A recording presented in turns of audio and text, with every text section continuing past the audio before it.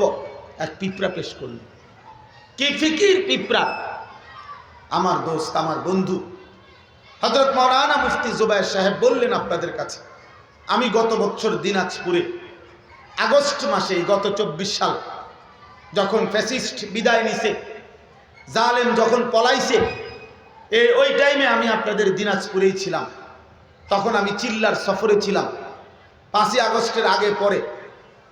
তখন আমি আমার গাড়ি সহ এক চিল্লা সময় দিছিলাম। আমার গাড়িও চিল্লা দিছে, আমার ড্রাইভারও চিল্লা দিছে। এই ব্যক্তিগত এই গাড়িটা দিয়া পুরাটা দিনাজপুরের প্রতিটা উপজেলায় আমি আলহামদুলিল্লাহ দৌড়াইছিলাম। তখন ঘুরে ঘুরে দেখছি। এবং আমাদের এই প্রিয় ভাই মুফতি জুবায়ের সাহেবের 2 বার আমার মুসরতে, আমার তাবলীগের জামাতে আসছিল।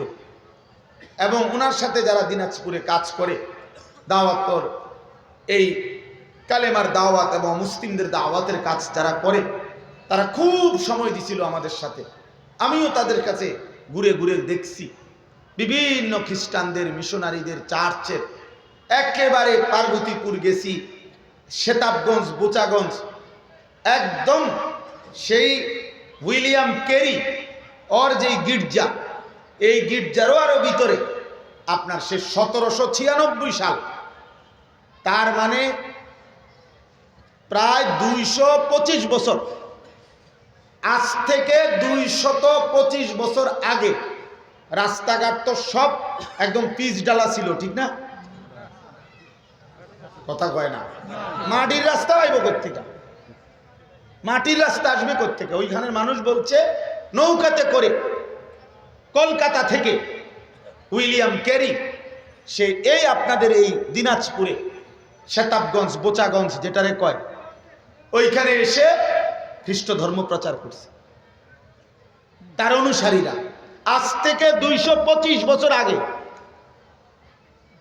আজ 225 বছর পরে 2025 সালে আইসাও আমরা আপনাদেরকে বুঝাইতে পারলাম না যে আপনাদের ঘরে ঘরে, দেশ মহল্লায় মহল্লায়, আপনাদের ইউনিয়ন ইউনিয়ন, উপজেলায় উপজেলায়, আপনাদের পুরা বিভাগের রন্ধ্রে রন্ধ্রে মাকড়সার জালের মতো এই বেঈমানরা, এই কাফেররা শুধু ইউরোপ থেকে আইসা এখানে আমার 92% মুসলমানের বাংলাদেশে, যেখানে এখনো লক্ষ লক্ষ দাড়ি টুপিওয়ালা মুসলমান বেঁচে আছে, যেখানে এখনো এত মসজিদ মাদ্রাসা আছে, এই মুসলমান, এই এলাকার ইমানদার, তোমাদেরকে আল্লাহর কাছে খোদার কসম জবাবদিহি করতে হবে।